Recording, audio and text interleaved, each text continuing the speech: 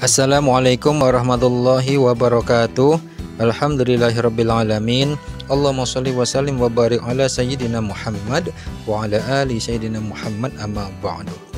Anak-anakku sekalian, anak-anak kelas 2 SDT Salsabila 2 Keseman dan SD yang lain yang bergabung di channel ini. Pada kesempatan kali ini kita masih membahas di tema 7 dengan muatan pelajaran SBDP. Apa saja yang terkandung di dalamnya? Yaitu mengenal karya imajinatif 2 dan 3 dimensi, kemudian mengenal pola irama sederhana melalui lagu anak-anak, mengenal gerak keseharian dan alam dalam tari, dan mengenal pengolahan bahan alam dan buatan dalam berkarya. Nah, kita terlebih dahulu akan mengenal bunyi kuat dan lemah.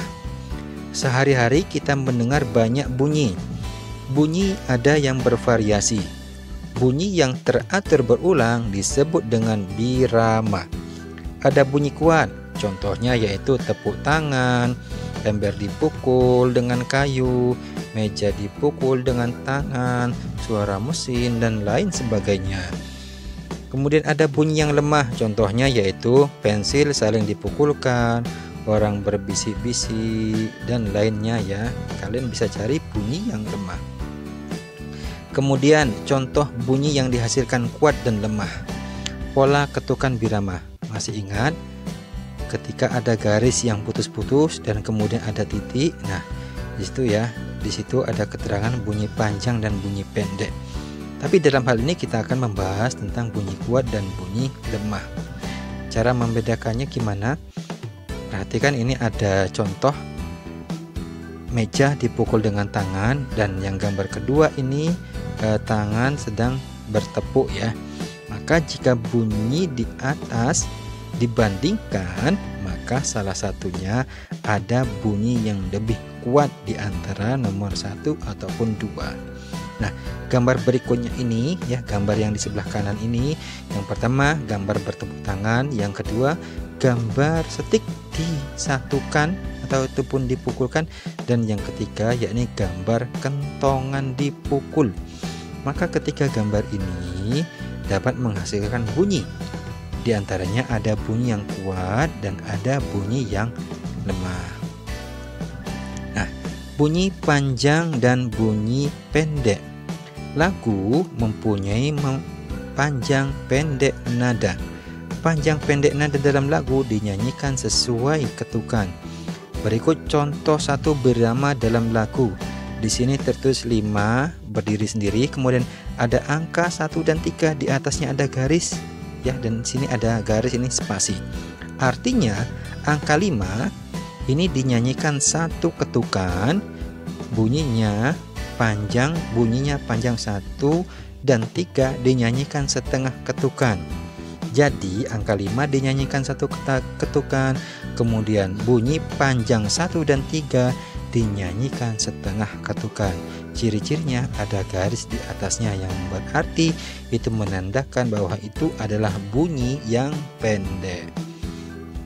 Bunyi panjang dan bunyi pendek ya. Coba kalian perhatikan lagu cicak-cicak di dinding dengan iringan bunyi kuat dan bunyi lemah. Bunyi kuat di bagian depan ya. Perhatikan ini lagu cicak-cicak di dinding ini ya. Kalian bisa membedakan mana bunyi kuat dan mana bunyi yang lemah. Kemudian bisa perhatikan lagi lagu ayamku berikut ini. Nada panjang ditandai dengan garis ya. Jadi di antara lagu ini di sini ada nada panjang. Kalian bisa perhatikan dan mencari nada panjang di antara lagu ini ya. Kemudian selanjutnya kita akan mengenal gerak dasar tari kijang. Di mana gerak dasar ini ada 3 gerakan ya. Gerakan yang pertama ini gerakan berlari-lari kecil ke arah depan dengan posisi tangan di kepala seperti tanduk dan pandangan lurus ke depan. Kemudian setelah itu kita melakukan gerakan yang kedua, yaitu melompat ke kanan dan ke kiri, posisi tangan lurus, jari membuka, posisi badan membungkuk. Kemudian yang ketiga, menggerakkan tangan ke samping kanan dan kiri, posisi kaki jongkok seperti gambar. Nah, ini merupakan gerak dasar tari kijang. Anak-anakku sekalian, selanjutnya kita akan mengenal gambar imajinasi. Apa itu gambar imajinasi? Gambar imajinasi adalah gambar yang sudah ada di dalam pikiran kita. Kemudian gambar itu dituangkan dalam bentuk sketsa gambar. Apa itu sketsa gambar? Ini sketsa gambar, perhatikan ya. Gambar yang masih mentah, yang mana gambar ini masih ditulis dengan pensil dan belum diwarnai. Nah, langkah-langkah menggambar ini ada caranya. Sediakan alat dan bahan terlebih dahulu. Apa alatnya? Pensil, krayon, penghapus, kemudian jangan lupa sediakan kertas gambar ya.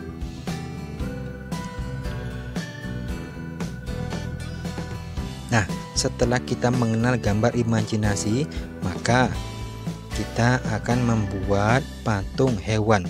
Oh ya anak-anakku sekalian, gambar imajinasi ini bisa disebut dengan gambar dua dimensi. Kenapa dua dimensi? Karena dia hanya bisa dilihat dari satu arah ataupun satu sisi ya. Berbeda dengan gambar atau membuat kerajinan dari patung. Kalau kerajinan dari patung itu bisa disebut dengan tiga dimensi. Kenapa tiga dimensi? Karena bisa dilihat dari berbagai arah, dari depan, belakang, samping, kiri, kanan. Nah, berikut membuat patung hewan. Dapat kalian baca di sini proses pembuatan patung. Siapkan tanah liat ataupun plastisin, siapkan alat bantu dan air, siapkan meja putar jika ada ya. Siapkan gambar rancangan patung, tempatkan tanah liat atau plastisin di atas meja, putar sedikit demi sedikit, pijat-pijat bahan hingga mendekati bentuk yang diinginkan secara global. Jika bahan kurang, bisa ditambah. Sebaliknya, bila berlebih, bisa dikurangi.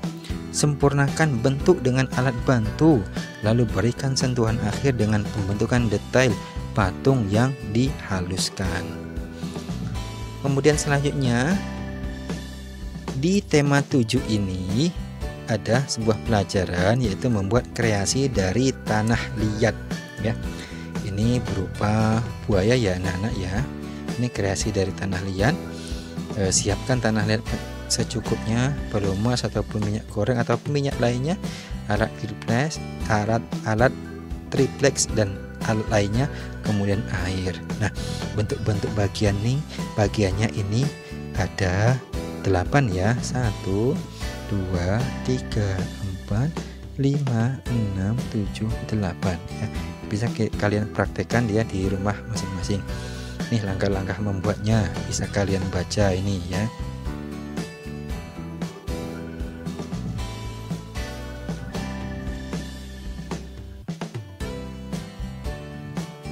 Nah, anak-anakku sekalian, setelah tadi kita belajar membuat kerajinan dari bahan buatan, selanjutnya kita membuat maket kebun binatang ya. Ini merupakan tugas kalian ya, yang akan dicek dan di foto kemudian dikirim ke bapak ibu guru kalian. Ini alatnya apa saja? Kertas karton ya, kertas manila, plastisin, lem kertas, cat air, gunting, pensil, penggaris. Nah ini langkah-langkahnya berikut ini. Ada 5 langkah ya. Membuat dasar maket terlebih dahulu dengan ukuran panjang 60 cm dan lebar 40 cm. Kemudian diberi warna sesuai dengan keinginan. Kemudian yang kedua, membuat binatangnya, karena ini terkait dengan kebun binatang. Binatangnya bisa macam-macam, bisa jerapah, gajah, kancil, kuda, dan lain sebagainya. Kemudian setelah membuat binatangnya, maka kebun binatang itu harus dipagari atau dibuat pagar ya. Bagaimana caranya?